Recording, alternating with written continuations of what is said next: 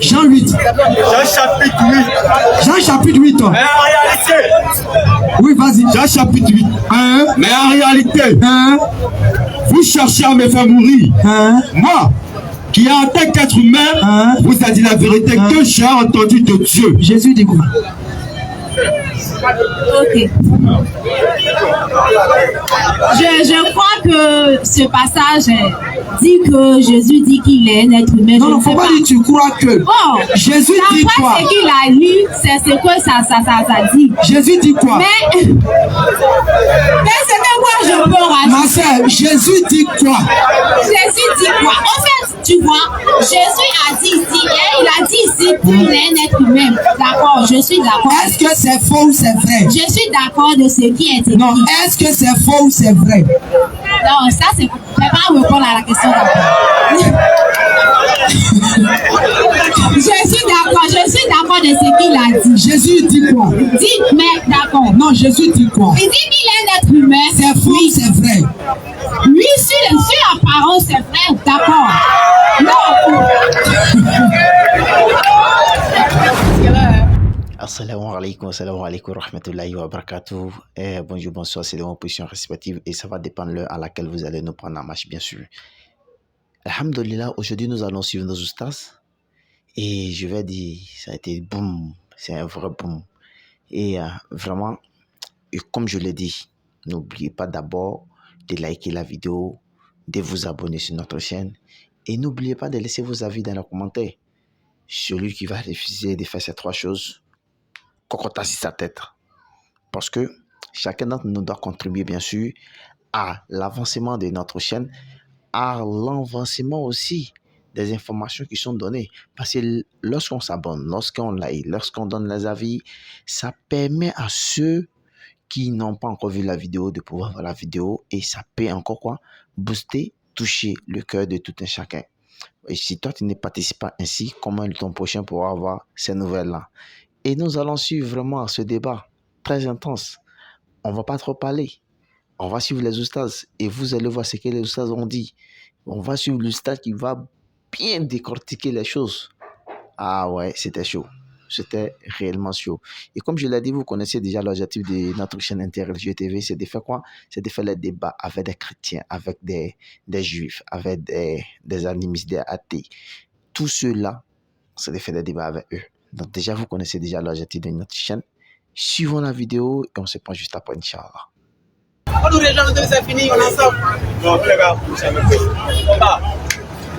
En fait, d'abord, je vous salue d'abord. Oui. Je m'appelle Edwige. Edwige. Et en fait, je n'étais pas là au début quand vous avez commencé. Mais j'ai écouté juste un peu. Là où je voulais vous interpeller, c'est là où vous avez dit que le fait qu'il y ait le Fils ainsi que le Saint-Esprit et le Père, qui ne font pas un, si j'ai bien compris. Ils ne font pas un, qu'il y a une différence. C'est au niveau de là que moi je voulais vous dire quelque chose. Vas-y. Parce que quand tu lis le même écriture, quand tu prends l'écriture de Jean à partir du verset 8 là-bas, quand tu commences à lire à partir du 1er jusqu'à du 200, ainsi que même le chapitre 14 aussi, quand tu lis à partir du 1er jusqu'à du 200 aussi, là-bas Jésus parlait à ses disciples. Il dit quoi? Et il disait que, en fait c'est avec Philippe qu'il parlait. Il disait que depuis, il était avec eux. Mais eux, ils ne l'ont pas connu. Parce qu'en fait, il a dit qu'il est le Père. Non, le Père en lui, voilà. Le Père et lui, ils font un, exactement. Et Philippe a demandé, mais où est le Père? Montre-nous le Père. Et lui, il a dit, mais depuis je suis avec vous, je suis au milieu de vous, et vous ne m'avez point connu. Voilà. Je vais juste dire que, quand vous dites que Jésus et le Père et le Saint-Esprit ne font pas un, moi je dis le Père. Parce que quand tu lis la Bible, c'est ce que la Bible nous dit. La Bible nous dit que le Saint-Esprit ainsi que le Fils et le Père, ils font un. Et moi, je prends l'exemple terre à terre et je dis que cela est vrai. Parce que quand tu vois l'homme, je prends l'exemple de l'homme. Quand tu vois l'homme est un. Mais il y a la tête, les membres, les pieds, un peu de tout ça. Vas-y. C'est le Père de Dieu, n'est-ce pas? Donc si on dit que le Fils et le Saint-Esprit ainsi que le Père font un, ainsi va les choses, c'est l'effet aussi de Dieu. Donc en réalité, on doit comprendre les choses. Il y a ce que Dieu nous permet de comprendre, mais il y a ce que Dieu nous révèle, et puis il y a ce qu'on ne peut pas comprendre. C'est possible, n'est-ce pas? Ok. C'est vrai. Ok. C'est possible, n'est-ce pas? Oui, Donc oui. quand vous dites que les trois ne font pas un, moi je suis contre. Parce que je considère que les trois font un. Maintenant, concernant Jésus, quand tu prends l'écriture à partir de Matthieu, oui, à partir du verset 1 ou à partir du verset 2, je crois bien. Chapitre 2, oui. Bon, là-bas, chercher un peu, je crois. À partir du verset 21, là-bas dit qu'il aura un fils qui naîtra. Et c'est celui qui sauvera le monde de son peuple. Voilà, son peuple, on peut le dire. Mais dans ma Bible, ils ont dit le monde. Non, ils n'ont pas dit le monde. Nulle part dans aucune Non, Bible. c'est pas grave, mais je peux parler. Vas-y. Voilà, qui sauvera le monde de tout son péché. Et on considère que c'est celui-là que Dieu a envoyé. Vous savez, je vais vous dire quelque chose. Quand Dieu a une mission à accomplir quelque part, il veut atteindre un but quelconque. Même s'il faut qu'il se fasse quoi que ce soit pour atteindre son but, alors il se fera comme il doit se faire pour atteindre son but. Ok. Si la terre des hommes, on est des chairs, Dieu ne peut pas venir dans l'apparence d'un esprit. Comment tu sauras qu'il est là? Comment tu pourras le toucher? Comment tu pourras saisir ce qu'il va te dire? C'est pas possible. Ce qui a eu lieu, c'est les fers de Dieu. Donc j'aimerais que vraiment Dieu vous ouvre votre entendement peut-être, ou votre esprit, ou même vos yeux pour voir et comprendre les choses de Dieu. Afin de pouvoir vivre comme il se doit et faire ce que Dieu attend. Ok, merci ma soeur. Pouvoir, voilà, c'est un peu ça. Ça, vous savez lire? Exactement. Ok. Faut prendre le passage. Maintenant, on va comprendre quelque chose. Vous avez dit que les trois sont un. Donc, le péché contre l'un entraîne quoi? Le péché contre un entraîne le péché contre les autres, non? Exactement. S'ils sont, n'est-ce pas? Oui, je suis d'accord. Donc, si un est blessé, tous les trois autres sont blessés. Si un est blessé, tous les trois autres sont blessés. Sont blessés puisqu'ils forment un. Exactement, oui, N'est-ce je pas? suis d'accord. On va écouter Jésus et vous allez nous expliquer un peu. D'accord. Marc 3. Marc chapitre 3, verset 29. Mais quiconque blasphémera contre le Saint-Esprit, Non, remonte un peu. 28. Je vous le dis en vérité, Je vous le dis en vérité. tous les péchés seront pardonnés aux fils des hommes et les blasphèmes qu'ils auront proférés. Au verset 29. Mais quiconque blasphémera contre le Saint-Esprit n'obtiendra jamais le pardon. Il est coupable d'un péché éternel. Pourquoi les péchés contre le Fils, on dit ça sera pardonné. Et le péché contre le Saint-Esprit ne sera jamais pardonné alors qu'ils forment un.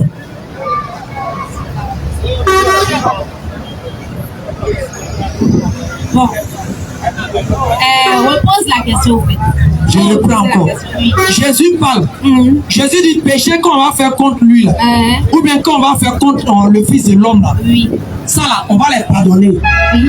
Ça, il n'y a pas de ça sera pardonné. D'accord. Mais péché qu'on va faire contre le Saint-Esprit, Oui. ça ne sera jamais pardonné ni dans la vie d'ici-bas, ni dans l'au-delà. C'est un péché éternel. Exactement. Alors qu'ils forment un. D'accord. Pourquoi le péché sera pardonné par rapport au Fils et ça ne sera pas pardonné au Saint-Esprit alors qu'ils forment un? Moi, je dirais que le péché qui sera fait par l'homme, à laquelle l'homme sera pardonné, je dirais que c'est parce que l'homme ne sait pas ce qu'il fait. C'est pour ça que si un homme pêche, on doit le comprendre et le pardonner, n'est-ce pas? C'est ce que je peux faire comprendre. Non, je reprends encore, tu vas comprendre. Jésus dit, C'est pas moi je parle, c'est Jésus. Jésus dit, péché qu'on va faire contre le Fils de l'homme, Oui. y compris lui, Jésus, le Fils de l'homme, ça là, on va pardonner ça. D'accord. Mais ce qu'on va faire contre le Saint-Esprit, là, Oui. ça c'est un péché éternel. Ça dit ça ne peut pas être pardonné ni ici, ni dans l'au-delà. D'accord. Alors que lui, vous avez dit au début que lui et le Saint-Esprit, tout ça, ils forment un. Oui. Sachant qu'ils forment un là, pourquoi le péché de l'un peut être pardonné, puis de l'autre ça peut être pardonné alors qu'ils forment un? Est-ce que c'est logique ça? D'accord. Ce qui concerne la chair peut être pardonné, si je comprends comme ça. On peut dire ça comme Donc ça. ils forment pas Non, un. laisse-moi terminer par. Ce qui concerne la chair, peut être pardonné. Elle peut être acceptée. Et vu que bon, c'est une chair et un peu de tout, on peut faire avec, si on peut dire. Mais concernant Dieu, tu ne peux pas blasphémer Dieu. Parce qu'il est un Dieu de justice. Mais ils forment un, non? Ils forment pas un. Exactement, il faut Mais ici, ils forment un là. C'est logique et clair et honnête que le péché de l'un va forcément. Il était pour la question au début. Est-ce que le péché de l'un entraîne le péché de l'autre? Tu m'as répondu oui. Que si on blesse un, c'est que l'autre aussi est blessé parce qu'ils forment un à la base. D'accord. Mais là, Jésus te fait comprendre qu'ils sont différents. Ils sont différents pourquoi? Parce que l'un, quand tu fais sur lui là, c'est pardonné. Mais l'autre, là, quand tu fais sur lui, c'est pas pardonné pour montrer qu'ils sont différents. Non. Parce que si c'était. Ou bien, j'ai menti. Non, je ne suis pas d'accord. Je ne suis pas d'accord. Oui. Parce que tu peux blasphémer contre un homme, n'est-ce pas? Mais tu ne peux pas blasphémer contre Dieu. Mais ils font pas un. C'est pas toi qui as dit Non, le, non, non, le non. Père, le Fils et le Saint-Esprit font un. Ils font un. Ah. Ils sont un. Ah. Hein? Ils sont un et ils resteront un. N'est-ce Donc pas? le péché contre un, l'autre entraîne le péché contre tous les autres. Non? Ok, mais est-ce que tu sais comment est-ce que le péché est entré dans le monde? C'est pas la question de comment le Non, péché est mais rentré. c'est ça. Enfin, Jésus n'a pas fait d'entrer le péché dans le monde. Hein. Il a mentionné que le fait qu'on a déjà péché contre le Saint-Esprit, tout ça. Oui. Jésus est clair pour dire, tout péché sera pardonné au Fils de l'homme. C'est qu'ils ont fait au Fils. Oui, Ça sera pardonné. Oui. S'il vous plaît, cherchez des piles, s'il vous plaît. Ça sera pardonné. d'accord. Mais ce qui est fait contre le Saint-Esprit, Oui, ce qui est grave, Jésus dit quoi? Oui. Ça ne peut jamais être pardonné. Même ici-bas, comme dans l'autre là, c'est-à-dire même sans de Jésus là, ça ne peut pas pardonner ça. voilà. Pour te dire, ma soeur, honnêtement, tu es une maman. Moi, quand je parle les femmes, j'aime pas être trop choc. D'accord. Sinon, c'était des piqûres partout. C'est les garçons que j'aime piquer. T'inquiète pas, Mais comme on tu es échange, mais comme c'est tu es une tout, femme, donc, j'aimerais faire t'inquiète doucement pas. ça. Pour te dire, à la base, ils ne sont pas un. Selon Jésus, vous savez pourquoi? Quand Jésus parle le sang, il est un Dieu.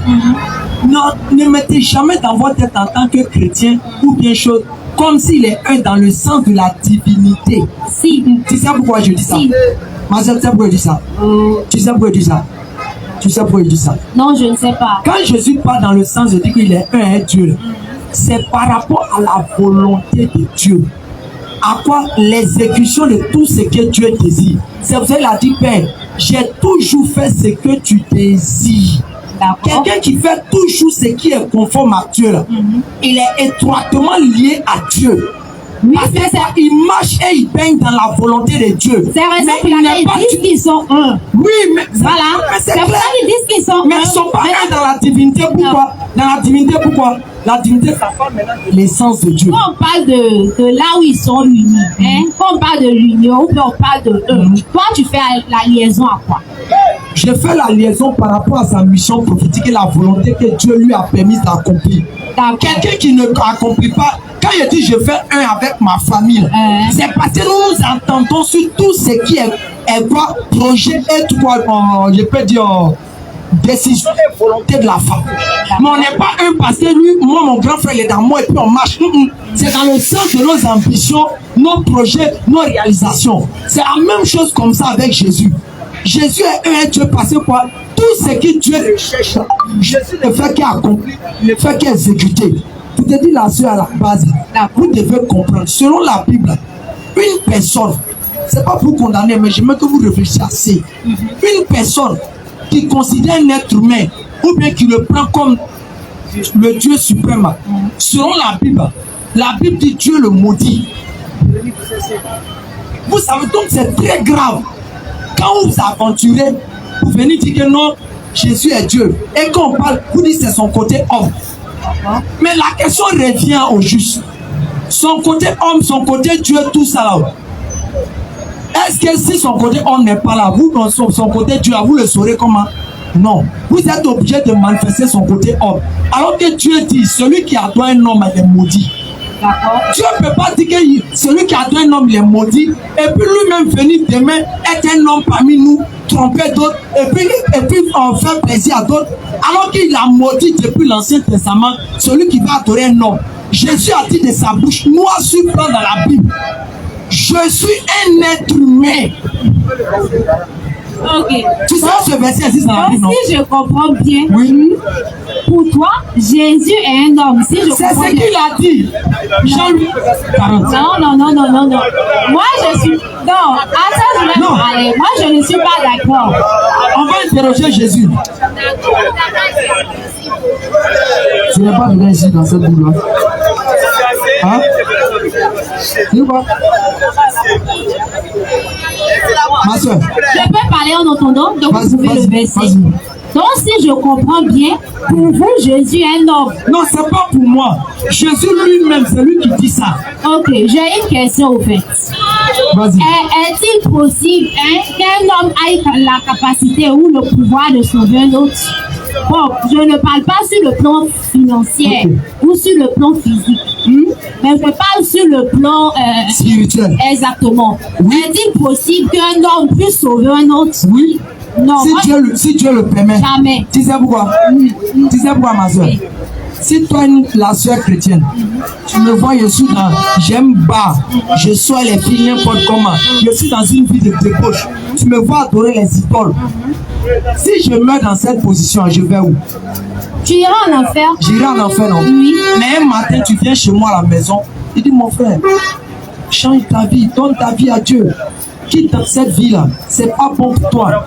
Ça va te tuer loin de Dieu. Et puis j'abandonne tout ça. Et puis je suis les propos que tu m'as dit. Oui. Si je meurs, je vais où? Si tu meurs, tu auras accès au royaume de Dieu. Mais par qui? Mais attends, laisse. Non, bon, on pouvait dire la soeur peut-être. Ou même la personne qui t'a aidé. Par la soeur, non? Oui, on peut dire ça. Donc par une personne, on peut être sauvé parce que la personne va nous éloigner de ce que Dieu ne plaît pas à Dieu. Oui. Bon, bref, on ne va pas élargir le sujet.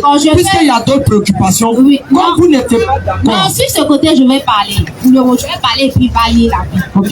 Tu as dit, vous avez dit tout à l'heure, qu'une personne peut aider un autre à être sauvé. C'est vrai. Il peut mettre l'exemple que tu as pris là.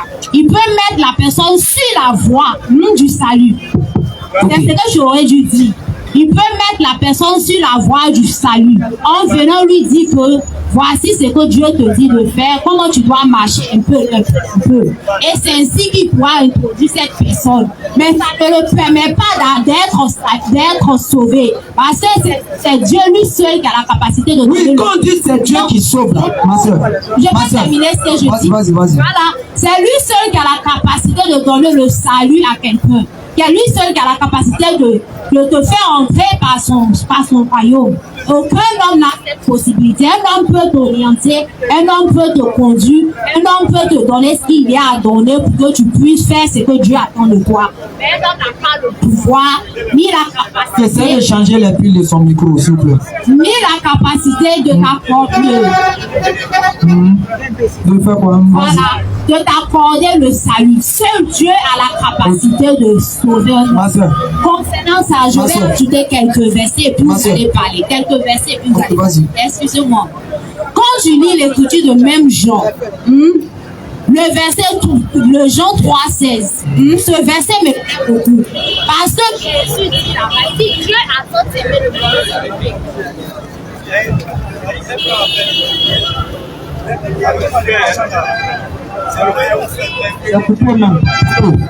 Test micro, vas-y.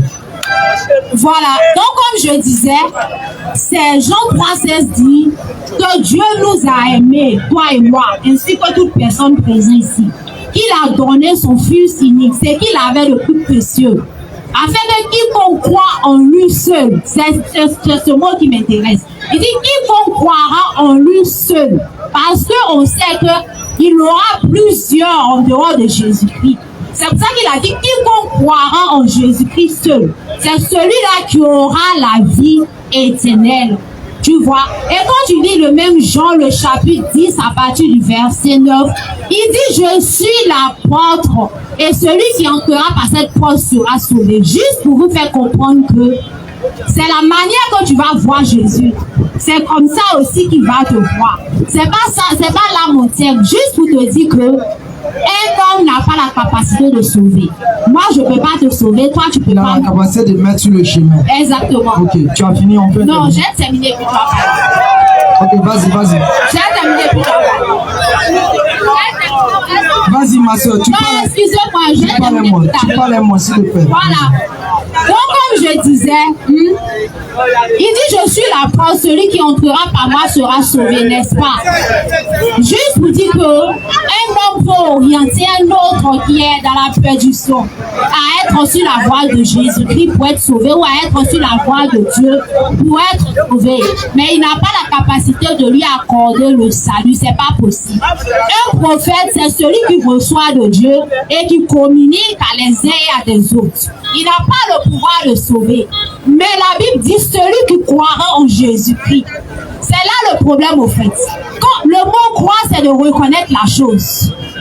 Celui qui reconnaîtra, c'est celui qui va bénéficier, c'est celui qui va profiter, c'est celui qui aura assez, c'est celui qui va triompher, c'est celui-là qui sera, tu vois, quand le mot croire, c'est ça la chose. Donc si toi tu vois Jésus comme un... s'il te plaît.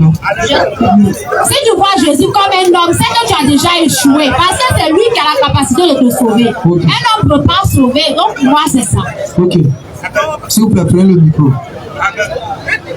Vous avez vu que je vous ai donné pratiquement 10 minutes. C'est vrai, ça a pris du temps. Vous êtes libérés, choses. C'est comme ça, nous les musulmans, nous sommes en réalité. C'est gentil. Mais les gens ne savent pas qu'ils nous collent souvent des étiquettes que nous ne sommes pas. Le musulman, c'est comme ça, il est. Il permet à son frère chrétien de prendre la parole et parler à son aise, prêcher sa foi comme il le veut. Et ça, c'est ce que notre religion nous l'enseigne. Exactement. Et c'est Dieu qui va vous le rendre. Maintenant, je reviens à notre sujet. Premièrement, on a touché beaucoup de points. Moi, j'aime quand on résume et on tire des conclusions directement.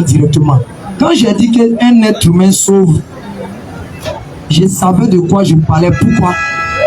Parce que quand toi-même tu as dit dans ta bouche de quoi, un être humain ne peut pas sauver de lui-même, il montre le chemin ou bien il indique la direction.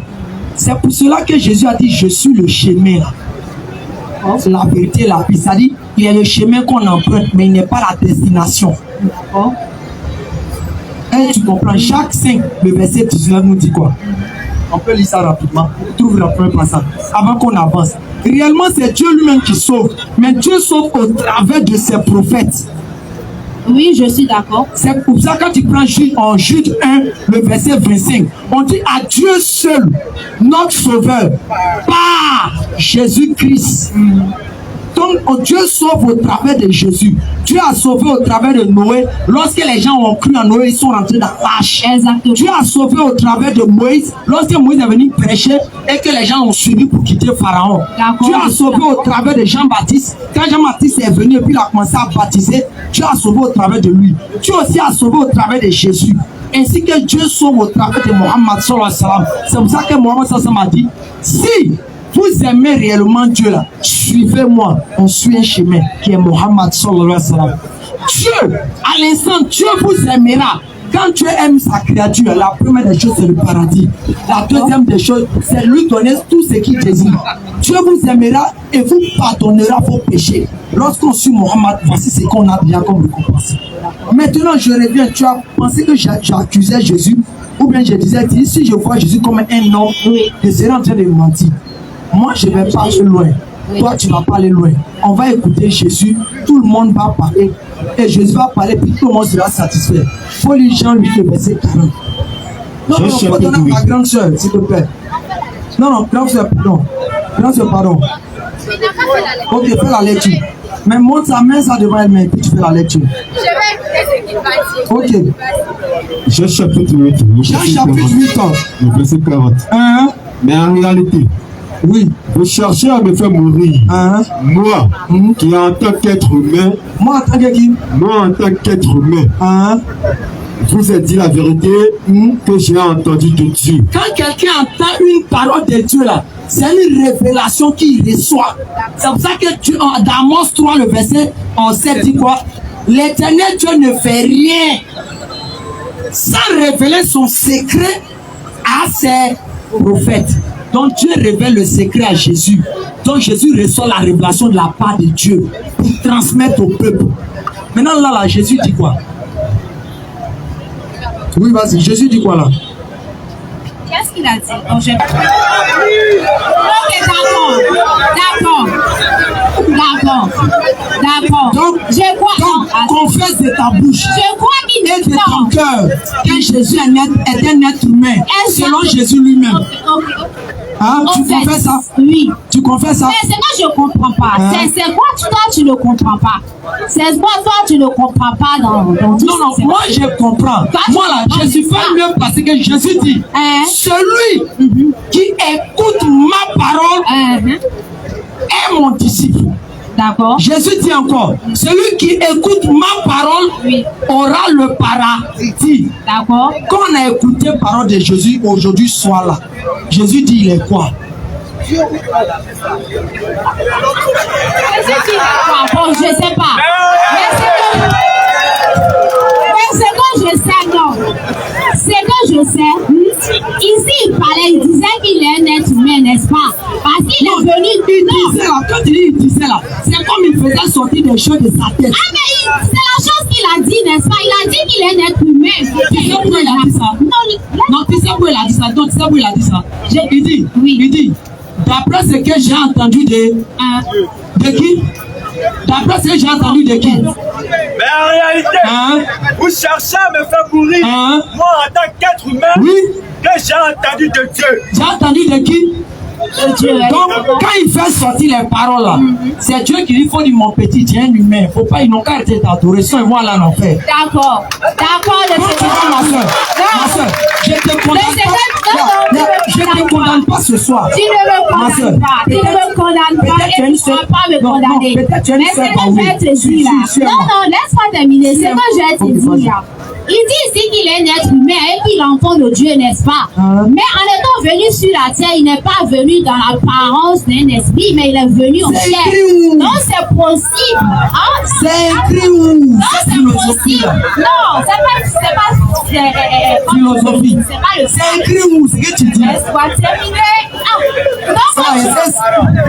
Tu vois, c'est l'expression, c'est un grand évangéliste. Non, comme je disais, en étant venu sur la terre, il n'est pas venu dans l'apparence d'un esprit, mais dans l'apparence de la chair. Jésus dit quoi, ma soeur? C'est ce qui fait qu'il disait que je te parle en étant chair, n'est-ce pas? Mais pourquoi vous ne croyez pas en ces paroles? Faut le verset 42. Faut verset 42. Non, Jésus va te dire dans quelque chose, dans le Jean 8, 42. Écoutez, Jésus l'a dit, si Dieu était votre Père, vous m'aimeriez, car c'est de Dieu que je suis sorti, et c'est de sa part que je viens. C'est de sa part que je viens. Continue.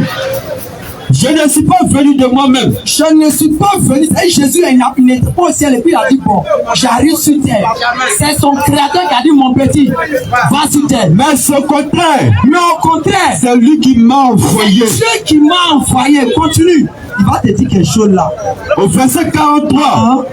Pourquoi ne comprenez-vous pas mon langage? Pourquoi tu ne comprends pas que je suis humain? Pourquoi? Jésus vient te parler. Pourquoi tu ne comprends pas? Non.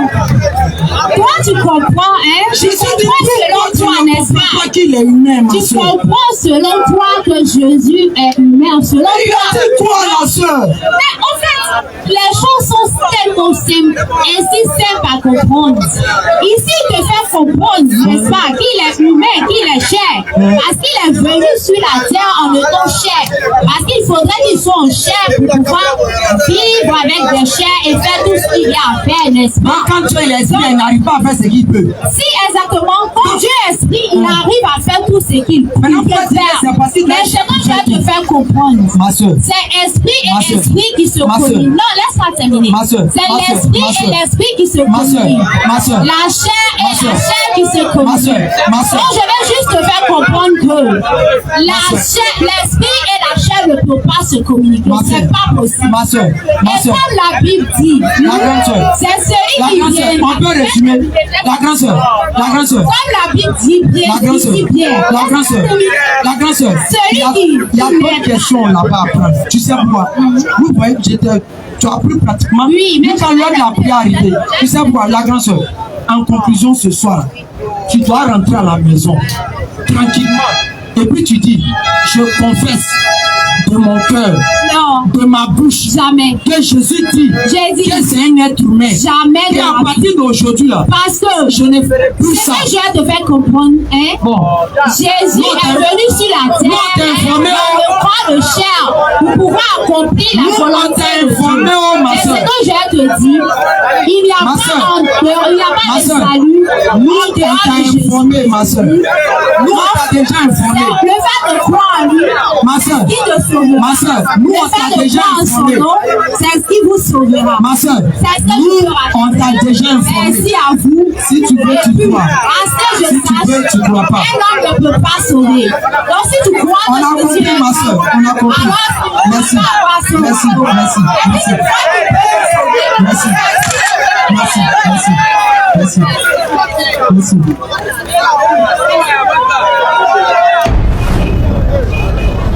Ouais, vous allez vous présenter et puis poser votre question, puis on va donner le temps pour pouvoir répondre à votre question.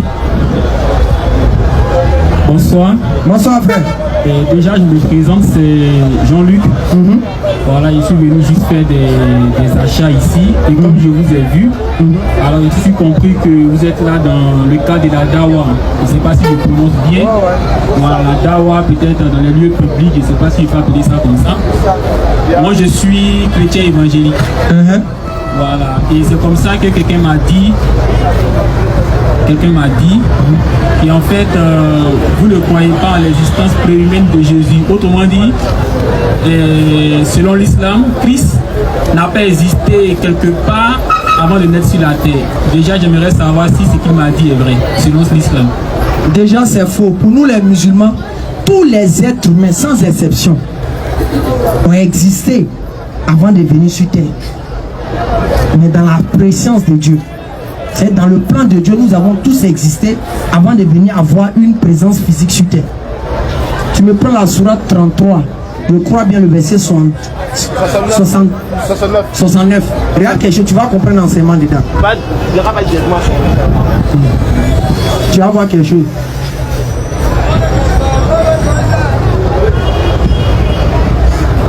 Pour les musulmans, non. Les âmes ont été créées avant de venir sur terre. Et il y a le royaume des âmes. Dieu maintenant, selon son plan, comment il veut faire à lui seul. Non, Surah 33, verset 69 à 72.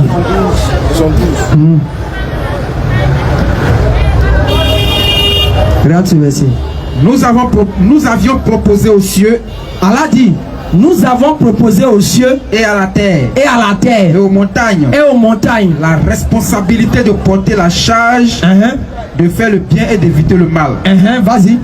Et ils ont refusé de le porter et ils n'ont pas pu faire. Vas-y. Et ont eu peur alors que l'homme s'en est chargé. C'est des images, c'est des trucs idiomatiques. Vas-y. Car il est très injuste envers lui-même et très ignorant. Continue. Il en est ainsi, afin qu'Allah châtie les hypocrites, hommes et femmes, et les associateurs, et Allah accueille le repentir des croyants et des croyantes. Vas-y. Allah est pardonné miséricordieux. C'est ça? C'est la fin. Non, remonte au verset comme 69 par là. Où Allah dit quelque chose, lorsqu'il tira des reins des fils d'Adam et il a dit, lui a posé la question. C'est la Surah 7, verset combien? Tu es sûr? C'est combien? Surah 7, verset combien? Non, où il tira des descendants d'Adam, une chose là. Tape ça, dans mon devant. Essayez de trouver ça. Excusez les frères, on va trouver rapidement le verset. Ok, vas-y. C'est que je me suis trompé. Vas-y, papa.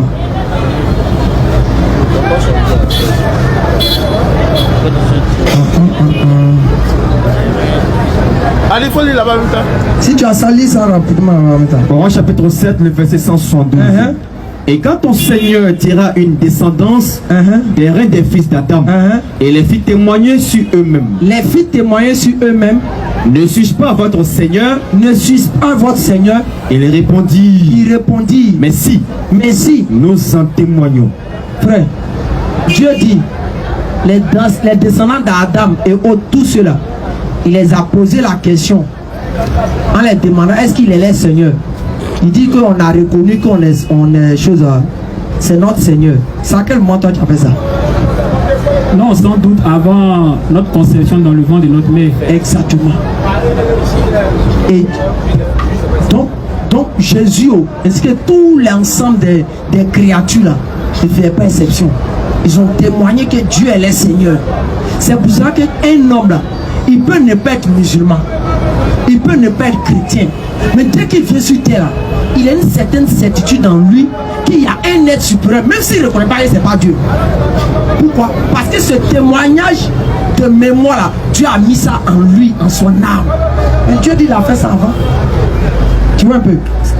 Maintenant la seule chose là, nous on ne croit pas que Jésus soit le Dieu créateur. Parce qu'on a des informations qui nous présentent qui ne prouvent pas qu'il soit Dieu. Sinon, c'est pas pour dire qu'on ne croit pas qu'il existait avant. Et nous, on peut dire qu'il existait avant, peut-être même nous-mêmes les humains. Dans quel sens? Dans sa prophétie, il existait avant nous. Dans le plan de Dieu, il existait avant nous. Mais comme s'il était le deuxième ou le troisième, seul Dieu sait. C'est pour cela que même dans votre Bible aussi, le cas de Jérémie, Dieu a dit quoi à Jérémie? Avant que je ne t'eusse formé et que tu sois dans le ventre de ta maman, je t'ai fait pro. Mais Jérémie est prophète où? Sachez qu'on dit qu'il n'est même pas encore venu sur terre. Donc pour les musulmans, il y avait ça avant. Donc c'est un peu ce qu'on pouvait dire quoi. Non, sur ce point j'ai compris. Okay. En fait, Dieu ayant la préscience, vu qu'il connaît toutes choses avant sa venue à l'existence, effectivement. Donc déjà il peut se permettre de dire que telle chose, quand elle viendra à l'existence, déjà même avant son existence, moi je prends la résolution. Son existence physique. Voilà, de l'établir tel ou tel. Ça j'ai compris. Mais s'il vous plaît, est-ce que vous pouvez m'expliquer, toujours par rapport à la même question, est-ce que vous pouvez m'expliquer Colossiens chapitre 1, le verset 15, 16. Vas-y. Colossiens chapitre 1, à partir du verset 15. Il est à l'image du Dieu invisible. Il est l'image du Dieu invisible, le premier-né de toute la création. Car en lui ont été créées toutes les choses qui sont dans les cieux et sur la terre, les visibles, les invisibles, trône, dignité, domination, autorité, tout a été créé par lui et pour lui. Ok. Premièrement, le frère Dion, quand il explique ce passage, premièrement, c'est Paul qui est en train de donner des informations sur Jésus. Et selon les informations de Paul, il nous fait comprendre dans ce verset que Jésus est le créateur. C'est clair. Il est en train de nous faire comprendre, selon Paul, Jésus est le créateur. Et il va sur le principe de quoi? Que Jésus est la parole de Dieu. Et que la parole de Dieu, comme celle qui a créé toutes choses, donc Jésus, c'est lui qui est le créateur. Maintenant, en tant que bonne personne, quand je vois ça, on vient dire peut-être, c'est quel nom, frère? J'ai dit Jean-Luc. Jean-Luc. On vient dire Jean-Luc. Tu es directeur de société. Moi, je viens dire de toi. Je raconte aux gens, Jean-Luc, tu es directeur de société. C'est moi, j'ai dit sur toi, n'est-ce pas? Maintenant, si je veux réellement savoir que tu es directeur de société, qu'est-ce que je fais? De répondre? Oui. Non, vous allez mener des enquêtes. Mener les enquêtes jusqu'à même peut-être aller t'interroger toi. Moi-même. Ok. Maintenant, quand Paul a fini de dire ça, alors, il n'est pas judicieux qu'on interroge Jésus pour confirmer ou bien corroborer les dits de Paul. Oui. C'est légitime, non? Oui. Ok. Marc 13, verset 19. Nous disons, quand Paul parlait, sûrement il avait un objectif. Il visait quelque chose peut-être.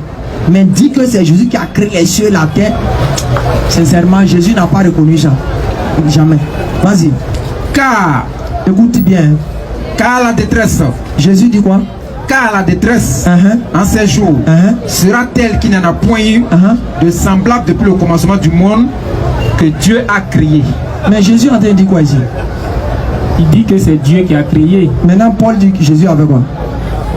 Paul dit que Dieu créa toutes choses par Jésus. Non, non, non. Il dit c'est Jésus qui a créé. Paul dans son verset il dit c'est Jésus. Il n'a pas dit Dieu créa par Jésus. Par lui et pour lui. C'est clair. Donc Paul dit que Jésus a créé, n'est-ce pas? C'est ça, non? Quand on a lu Colossiens. Il a créé par la permission de Dieu. Ça devient encore autre chose. Il a créé, Jésus a créé par la permission de Dieu. Mais il n'y a aucun passage où Jésus a dit ça. Cette affirmation n'existe pas. Regarde. Paul dit Jésus a créé. Jésus dit quoi? Que c'est Dieu qui a. Donc, excuse-moi, c'est pas pour fausser quelque chose, mais dans les deux cas là, il y a un qui dit vrai, il y a un qui ment. Au même moment, l'un ne peut pas dire l'autre a créé, et lui qui on dit qu'il a créé va me dire que c'est l'autre qui a créé. Soit il y a un qui dit vrai, un qui dit faux. On va aller encore plus loin. Tu prends encore une chose, Matthieu 19, le verset 4. C'est Jésus qui parle actuellement. Hein. C'est pour ça que Jésus a dit quoi? Jean 13, Jésus a dit quoi? Le serviteur n'est pas plus grand que son maître, ni l'apôtre plus grand que celui qui l'a en d'autres termes, ça dit quoi? Les paroles de Jésus ont plus de supériorité que les paroles de Paul. Donc quand tu vas prendre les paroles de Paul, il faut qu'il y ait des collaborations avec les paroles de Jésus. C'est comme ça chez nous en islam. Nous on a des gens qui ont suivi le prophète. Oumar, Abou Bakr consort. Ils peuvent dire des paroles. Si ça contribue pour le prophète là, même si c'est Oumar, on met ça à la poubelle. On peut, écoute bien quoi, on peut voir des paroles. Et puis ils vont dire que c'est le prophète qui a dit. Mais dès qu'on s'envoie dans le Coran, parole du prophète ça, on met à la poubelle.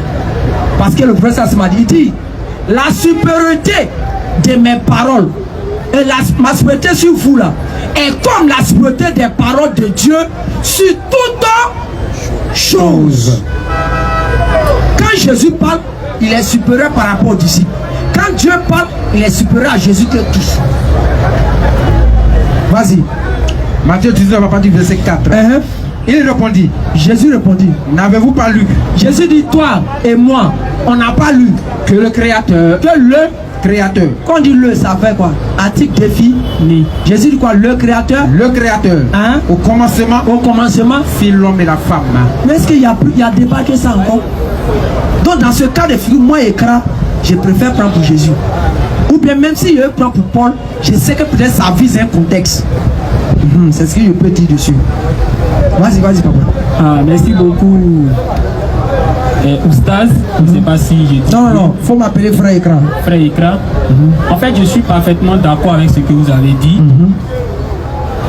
Le texte de Colossiens, là, chapitre 1, le verset 15-16. Ici, au verset 15, Paul commence à dire que Jésus-Christ est le premier-né de toute la création.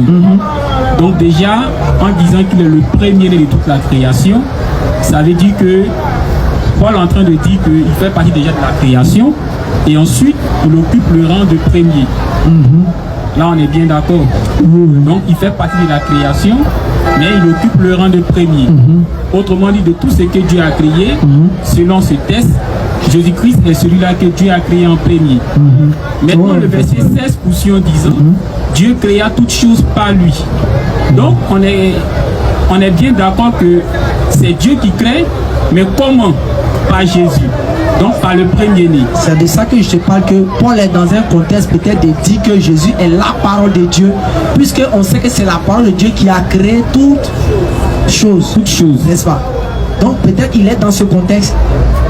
Mais nous disons que Jésus n'est pas littéralement la parole de Dieu. Pour nous musulmans, Jésus n'est pas la parole de Dieu. Il est l'une des manifestations de la parole de Dieu. C'est deux choses différentes. Regarde quelque chose. Tu me prends une chose dans Ésaïe 55, le verset 11, tu vas voir quelque chose. Il est l'une des manifestations de la parole de Dieu.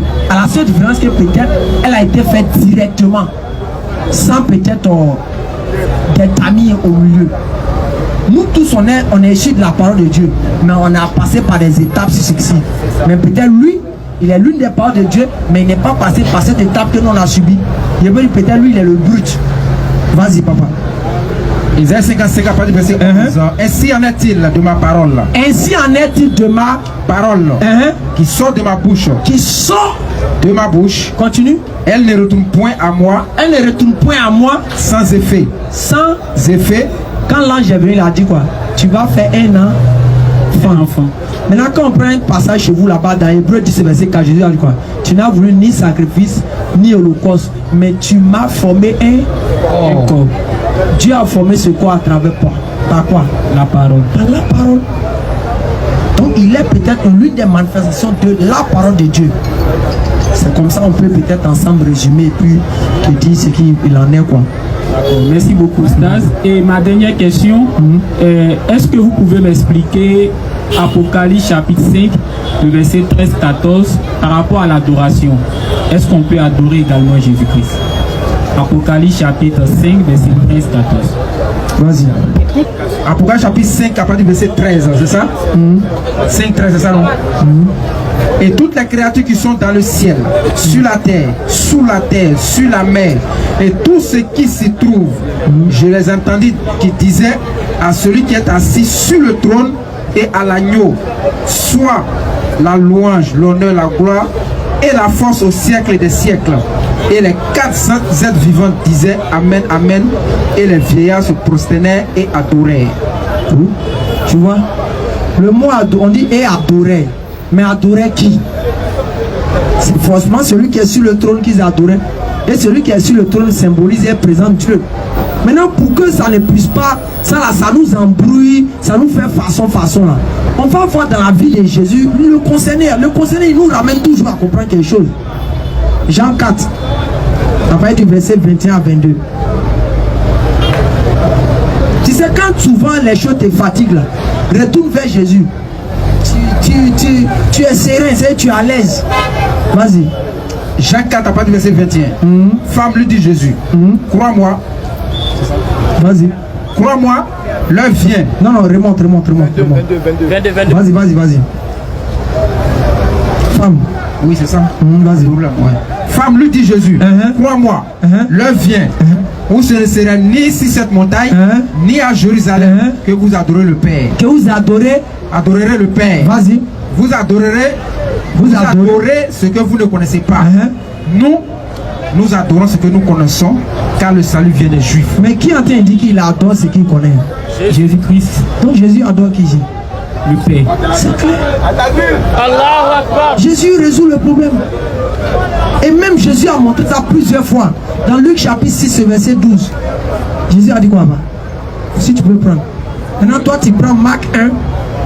Même Jésus priait à la prière des Fajr. Tu sais ça?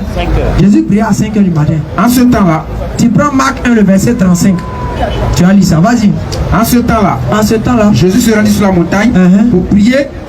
Et passa toute la nuit à prier Dieu.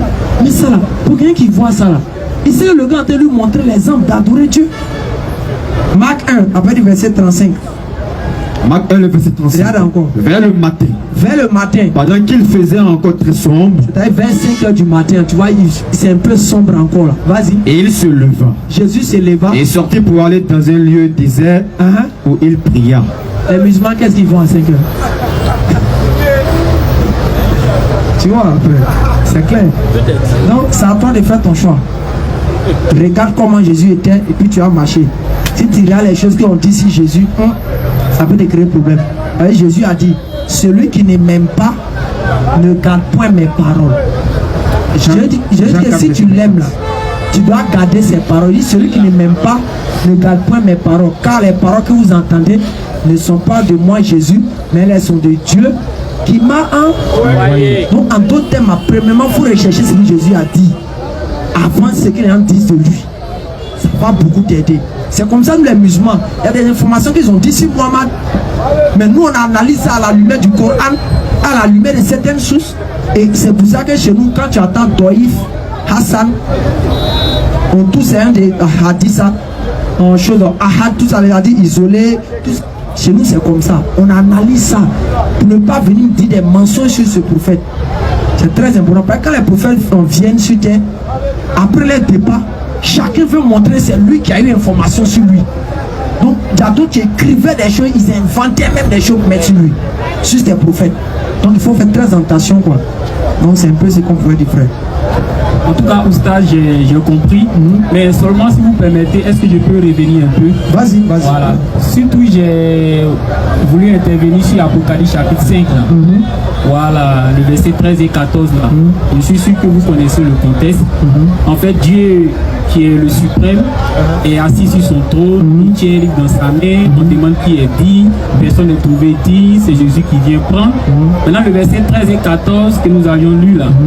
Il est dit que toute la création s'est mise à louer celui qui est assis sur le trône, donc Dieu qui est le suprême, ainsi que l'agneau, donc qui est Jésus-Christ, en disant à celui qui est assis sur le trône et à l'agneau, soit la louange. Donc les deux sont dignes d'être loués, soit la puissance. Donc les deux sont dignes de recevoir la puissance, soit la gloire. Donc les deux sont dignes d'être glorifiés. Effectivement. Et toujours dans le même contexte, il est dit que lorsque toutes ces créatures-là se sont mis à dire cela, le verset 14 termine en disant qu'il y a des créatures célestes qui sont nombre de 4 qui se sont mis à dire Amen, et les 24 vieillards se sont prosternés et ont adoré.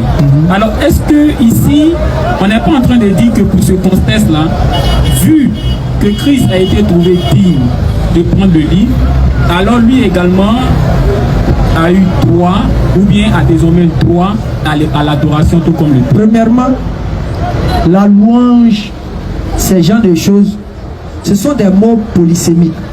C'est-à-dire, en fonction de l'entité, il prend son contexte et son sens. Je prends par exemple, moi je peux dire je suis le premier, je suis le dernier. Est-ce que moi je n'ai pas le droit de dire ça? Oui, vous avez le droit. Mais de base, on sait que qui est le premier, qui est le dernier? C'est Dieu. Mais le contexte, quand ça s'applique sur Dieu, on sait d'où ça nous oriente. Quand moi je viens utiliser je suis le premier, je suis le dernier, quand on regarde mon entité, on sait de quoi ça parle, n'est-ce pas? Donc souvent quand ces mots viennent sur ces personnes, il faut regarder l'entité pour comprendre le sens qui est visé. Sinon si on veut prendre ça dans le sens que Jésus a été adoré, ceci, cela, on serait en train de contredire un passage. Tu me prends Apocalypse 3, le verset 12, regarde que je sais, Jésus qui parle. Celui qui vaincra, Jésus dit, celui qui vaincra, je ferai de lui une colonne dans le temple de mon Dieu. Et il n'en sortira plus. Oui. J'écrirai sur lui le nom de mon Dieu. 2.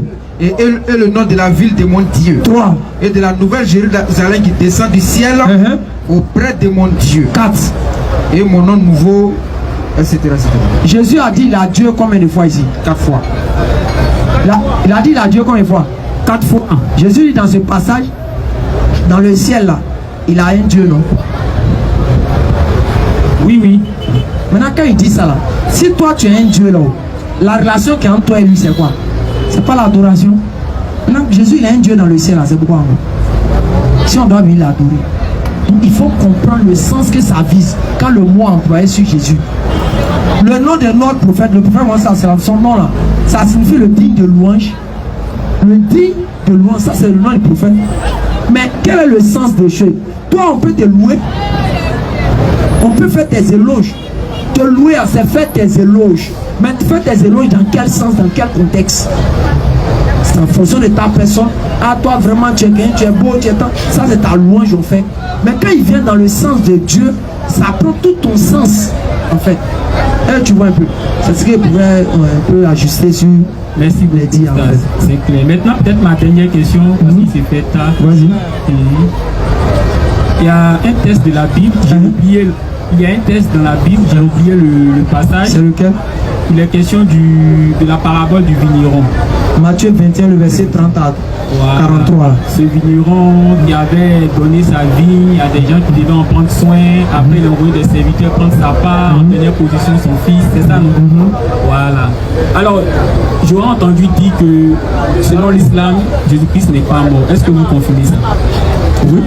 D'accord. Alors, comment vous expliquez le fait que dans cette parabole, Jésus-Christ qui a énoncé la parabole, dit que quand le fils est allé prendre la part de son maître, les vignerons l'ont tué. Est-ce que quelque part il n'est pas en train de dire qu'il a subi la mort? Non, non. En fait, Les prophéties annonçant la mort de Jésus est différente des prophéties d'accomplissement de la mort de Jésus. Je crois bien c'est dans chose. Abraham avec le roi Abimelech. C'est combien? C'est Genèse 20, non? Genèse 20, il faut me lire après de Genèse 20, après du verset 1 à 5, où Abraham dit tu mourras. Quand chose, la femme de chose, l'autre, j'ai oublié son nom. Oh là là, le nom de la personne là, ça m'échappe. C'était Ézéchias, non? Ou avec, c'était Ézéchias, non? Où il allait dire à chose, il croit, mais Esaïe est parti dire à Ézéchias, ça m'échappe un peu. Dieu a dit tu vas mourir. Et puis après il est rentré dans sa chambre, il a commencé à prier. Mais là, si on prend la phrase où Dieu a dit tu vas mourir, qu'est-ce qu'on doit dire? Logiquement il est mort. Mais la suite, est-ce que ça s'est réalisé? Maintenant cette prophétie là, comme elle vise un enseignement, il faut là-bas qu'on présente les conséquences de cette mort. Si réellement on prend que Jésus est mort là, pourquoi les conséquences dans cette parabole là ne sont pas bénéfiques? Sachant que pour le chrétien la mort de Jésus est quelque chose de bénéfique. Pour le chrétien quand Jésus meurt, c'est bénéfique, c'est salvateur, n'est-ce pas? Ça sauve l'humanité. Mais quand dans cette parabole là, la mort de ce fils là est présentée comme une malédiction à se poser. Et dans cette prophétie là, ça présente que quoi? Le père là, il n'a pas envoyé son fils pour se faire tuer. Mais alors que nos parents disent que Dieu a tant aimé le monde qu'il a donné son fils unique, avec quiconque croit en lui. Donc pour nos parents, Dieu a envoyé Jésus pour qu'on puisse le mettre à la croix, pour qu'on puisse être sauvé. Mais alors que dans la parabole, l'objectif du père là, c'est pas que son fils meure, c'est qu'il parte prendre les fruits de la vie. Et même quand on prend que le fils meurt, elle a des conséquences négatives. Qu'est-ce qu'il a dit? Jésus a dit quoi? Quand on dit le fils a été tué, Jésus a dit quoi? Que fera le maître de la maison? Les disciples ont répondu quoi? Il fera périr misérablement, ces misérables finiront, et il affermira la vie à d'autres qui en produiront les fruits. Ok, voici la conséquence. Donc si ça doit se réaliser, il y a des conséquences négatives devant. Donc l'objectif, tu as trouvé le passage? Ouais, 27. C'est ça? Moi je l'ai 20. Oui. Maintenant rends la femme de cet homme. Maintenant rends la femme de cet homme. Car il est prophète. Il priera pour toi. Et tu vivras. Mais si tu ne rends pas, sache que tu mourras. Tu mourras. Il y a une autre parabole encore. Il y a une autre parole encore. Abimelech là. Abimelech là. Genèse 23. C'est Genèse 23. C'est Genèse 23. Alors Dieu apparaît en songe à Abimelech pendant la nuit et lui dit, voici, tu vas mourir. Tu vas mourir. Est-ce que quand Dieu dit tu vas mourir, on peut dire que c'est faux? Mais à la suite, est-ce qu'il est mort? Non. C'est comme ça. Il y a des prophéties annonçant que Jésus, ils vont venir le tuer. Mais la question à se poser, est-ce que ça s'est réalisé? Question. C'est la partie là qu'il faut parler. Bien sûr. Puisque Jésus a dit, demandez et l'on vous donnera. Frappez, on vous ouvrira. Qui va demander du pain à son père et lui donnera un serpent? Question. Alors que dans Matthieu 26, verset 37 à 30, on dit quoi? Jésus ayant fait quelque part en avant, se jeta le front contre soi, il a dit, Père, s'il est possible, éloigne de moi cette coupe de la souffrance. La coupe là c'est quoi? C'est pas la mort. Tu vois, il y a beaucoup, prochainement on va donner des enseignements. Tu viens un peu plus tôt et puis on va recadrer ça, Inch'Allah. Vraiment, si tu as un dernier mot à 1 minute. Déjà, merci beaucoup. Merci beaucoup. Moi, il faut dire que j'apprécie beaucoup ce que vous faites. Ok. Déjà, c'est quelque part une première de voir même des musulmans en train de faire dawa en public. Ok. Merci beaucoup. Ok, vraiment on est ensemble. Et à une prochaine fois, Inch'Allah, on va. Question à vous poser. Concernant le salut. Voilà. Alors, vous dites comme ça que Mohammed est le sauveur de l'humanité. N'est-ce pas? Je ne cherche pas le mot sauveur. On est d'accord. Voilà. Mais je veux que vous montrez où Mohammed dit il est le sauveur de l'humanité. Et puis être sauveur, c'est quoi? Avant que je me prononce là-dessus. Ok. Merci. Premièrement, il faut savoir. On va aller d'abord sur sa question. Il a mal posé. Pourquoi je lui dis ça? il devait poser d'abord la question de qu'est-ce que c'est un sauveur, et puis il va poser l'autre question de dire où Mohammed a dit qu'il est sauveur. C'est comme ça qu'il devait poser. Là, quand la définition qu'on donnera de qu'est-ce que c'est un sauveur, ça lui permet de comprendre que quand Mohammed dit telle parole, ça correspond à celui qui sauve. Tu comprends? Je reviens rapidement. Premièrement, avant que tu me fasses la lecture, premièrement, il faut comprendre sauveur dans le sens général. Ça part de quelqu'un qui fait sortir une personne qui délivre une personne du mal, d'un danger, ou bien qu'il informe à travers sa parole qu'il y a tel obstacle là, il ne faut pas partir là-bas. Il a sauvé cette personne. Maintenant, quand nous revenons sur le plan religieux, c'est celui qui permet à une personne d'avoir une vraie compréhension de Dieu pour qu'au dernier jour, il puisse aller au paradis. Il lui apporte quoi? Le vrai message de Dieu. Quand il lui donne le message de Dieu, quand cette personne croit en ça, immédiatement il est sauveur. Donc ce dernier devient quoi? L'intermédiaire de Dieu entre lui et les hommes. Il se prend comme ce sauveur, mais pas de lui-même. Dieu l'utilise pour faire quoi? Pour mener cette mission. Avec lui. J'espère qu'on est clair. Chaque signe de ses feux. Vas-y. Qu'ils sachent que celui qui ramènera un pécheur, celui qui va ramener un pécheur de la voie où il s'était égaré, sauvera une âme de la mort, la mort, et trouvera une multitude de péchés. Donc tu vois déjà, la Bible même donne cette petite définition. Maintenant, deuxièmement, je répète et je reprends encore, le style du Coran n'est pas comme les autres livres. Le Coran n'a jamais même utilisé le sauveur si un seul prophète, y compris Jésus. Le Coran utilise toujours le thème quoi? Sur les prophètes, ils sont venus comme des annonciateurs et des avertisseurs, des annonciateurs de bonnes nouvelles, afin quiconque croira en cela mériteront le paradis, des avertisseurs contre le châtiment de Dieu. C'est les deux thèmes que Dieu a utilisés sur tous les prophètes dans le Saint-Coran.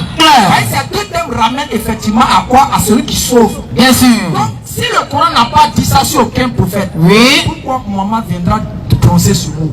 Ça n'aura pas de... Laisse-moi terminer. Ça n'a pas de sens. Donc le Coran n'a pas dit ça. Maintenant, ta Bible a donné quelque chose de fort en disant que quoi? Tu me rappelles quelque chose. Coran chapitre 4, le verset 103. Je pense bien. Et Surah 3, le verset 103. Non, on va comprendre ça. Maintenant, le Coran maintenant va te... Ta Bible a dit quoi? Que celui qui ramène les gens de quoi? De l'égarement, il a sauvé.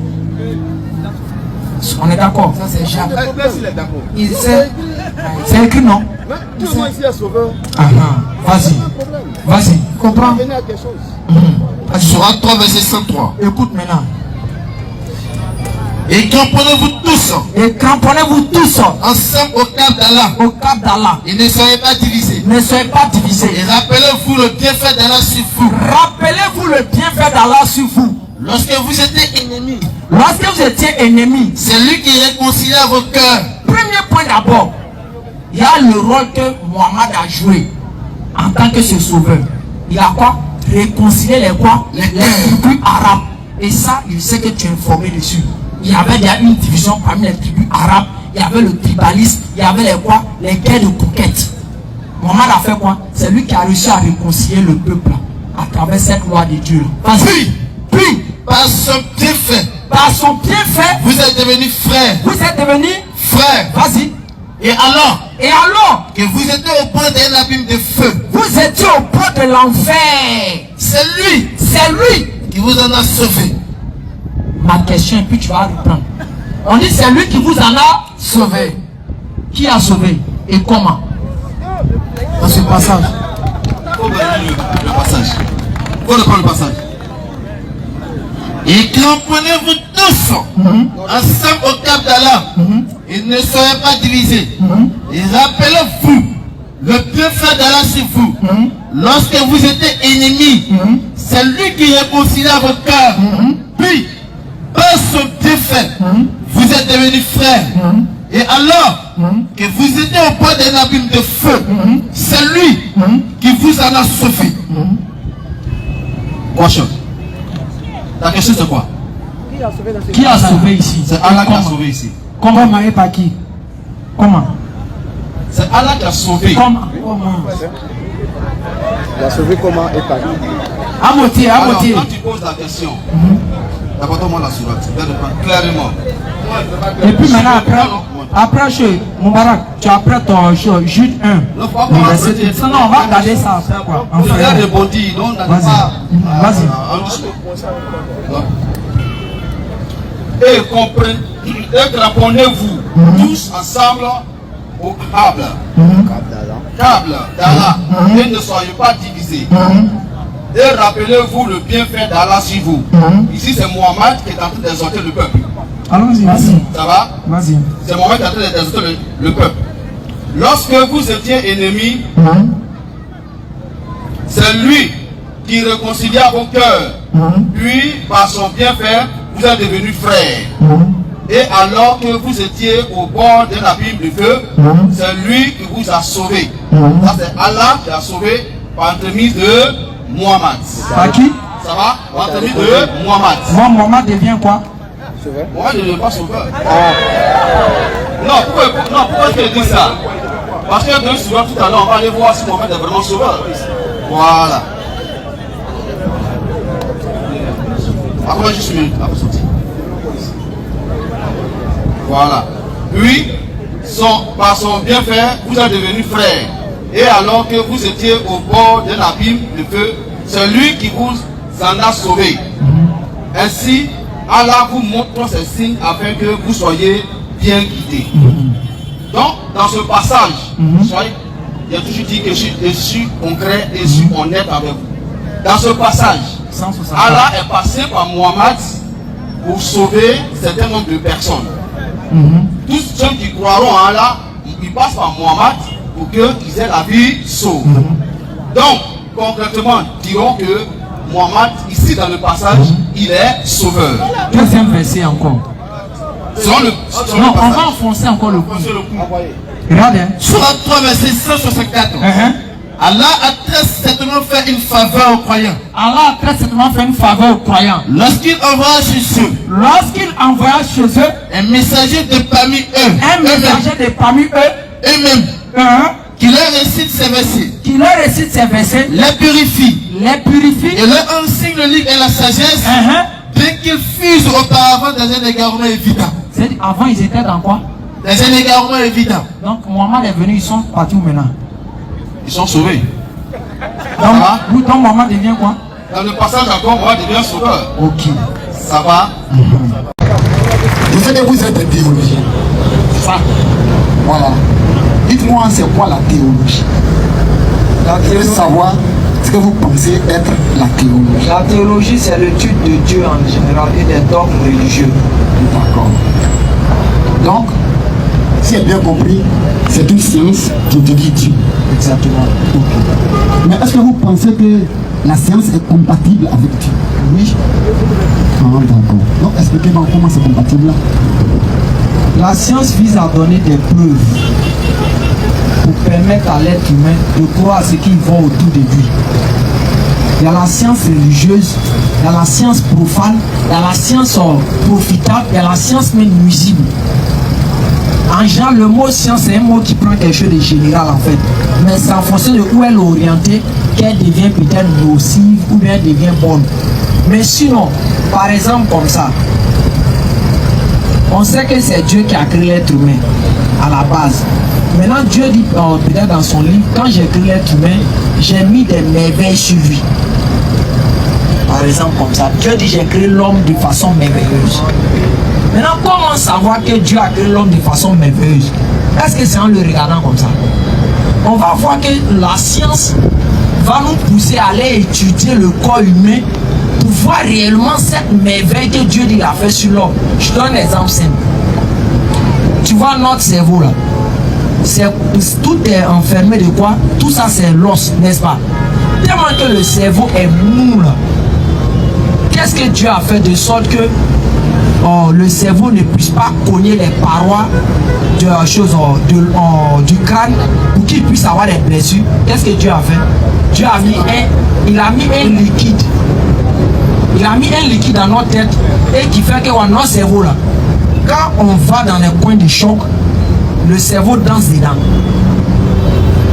Et naturellement, quand tu vois quelqu'un est sur l'eau, quand il n'a pas gilet, qu'est-ce qu'il fait? Il s'enfonce, n'est-ce pas? Maintenant, quand il a un gilet, ça lui permet de rester de façon équilibrée, n'est-ce pas? Tu es d'accord avec moi? On peut aller. Tu vois, quand il porte le gilet, ça lui permet de rester équilibré, de flotter. Donc, le liquide qui est dans notre cerveau, ça permet à notre cerveau de flotter, de sorte que quand on fait des chocs un peu plus violents, le cerveau ne va pas framponner les parois du crâne pour qu'il puisse avoir des blessures. Donc déjà c'est la science qui a étudié ça et ça nous permet de comprendre qui est derrière ça.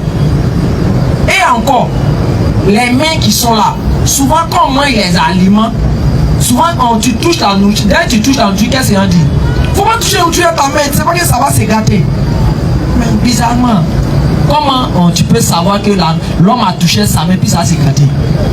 Nos doigts, ça sécrète chaque minute, chaque seconde des enzymes. Ça sécrète des produits qui sont capables de détruire les aliments. Mais si la science n'a pas étudié ça au travers de nos doigts, est-ce que toi tu as ta main quand tu vois des produits dessus? Donc la science te permet de faire cette découverte et pour comprendre que celui qui à la base est très intelligent. Et il a fait ça pour un but. Et à travers ça, tu vois sa grandeur. C'est comme ça. Ok. Maintenant ça, quand je résume, vous avez souvent parlé dans le domaine de la matière. C'est-à-dire, voilà, ce qui est humain, ce qui est vu par les yeux humains, qu'on peut toucher. Maintenant, on va aller dans ce qui est céleste. Maintenant, comment est-ce que la théologie définit la foi? Parce que la foi, c'est pas quelque chose qui est matériel. Elle est abstraite. N'est-ce pas? C'est le mot juste. Donc, c'est pas quelque chose qui est matériel. Non, comment est-ce que la théologie définit la foi? Parce que dans la Bible, il est dit que le croyant vit par la foi. Oui.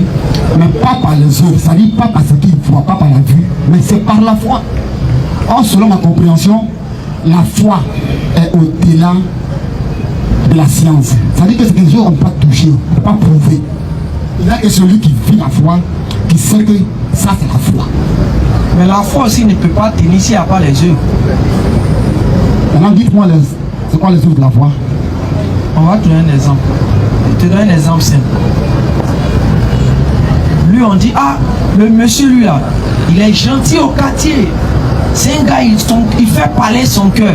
Il fait parler son cœur. Naturellement, quand on entend il fait parler son cœur, on ne va pas dire que son cœur est en train de dire bonjour, bonsoir. N'est-ce pas? C'est un langage. C'est un langage. Mais on dit il fait parler son cœur, il fait parler son cœur. Toi, tu arrives au quartier, on dit le monsieur, il fait parler son cœur, il fait parler son cœur. La première chose intelligente qui va passer dans ta tête, il fait quoi? Et puis on dit il fait parler son cœur. Donc on sera obligé de voir des actions physiques pour comprendre que ce qui manifeste à l'intérieur est réel. C'est faux. C'est vrai. Donc c'est comme ça la foi. Personne d'entre nous, c'est Dieu seul qui connaît le degré, l'intensité, la couleur, même le peu de l'aspect de la foi dans toute sa dimension. Mais nous les humains, là, pour comprendre la foi de quelqu'un, il faut qu'il manifeste des actions. C'est pour ça que la Bible dit dans Jacques 2, le verset 13 à 14, là-bas, que Jacques 2, verset 13. Abraham a été justifié par quoi? Par la foi. Par la foi, au travers de quoi? Au travers des œuvres. Merci. Mais c'est pas un débat. Mais pourquoi ils applaudissent? Ils sont satisfaits de la réponse. Je viens. Nous remercions Zawadi Alain et comme j'ai l'habitude de le dire, aujourd'hui était un bon jour pour tout être humain. Du moment que tu vis, du moment que tu t'es réveillé en bonne santé, du moment que Dieu t'a accordé la vie, tu dois dire Alhamdulillah parce que ça n'a pas été permis pour d'autres. D'autres auraient souhaité avoir encore une minute de plus dans la vie, ils n'ont pas eu cette chance. Donc nous remercions vraiment ce Dieu qui nous a accordé cette vie-là. Mais en même temps, comme je l'ai rappelé, que chacun s'apprête à liker la vidéo, que chacun s'apprête aussi à vouloir bien contribuer, à ne pas dire, à vouloir participer, voilà, à l'émergence bien sûr de notre chaîne, à vouloir aussi s'abonner sur notre chaîne RT Religieux TV, à ne pas oublier de laisser des avis dans les commentaires. C'est très important. Très, très important. Alhamdulillah, je suis certain que nous allons nous laisser et je suis sûr que nous allons nous prendre les jours à venir. Nous allons vraiment échanger sur beaucoup de choses et il y a beaucoup de choses qui seront dites. Inch'Allah. D'accord, on ne va pas dire trop. Assalamu alaikum wa rahmatullahi wa barakatuh.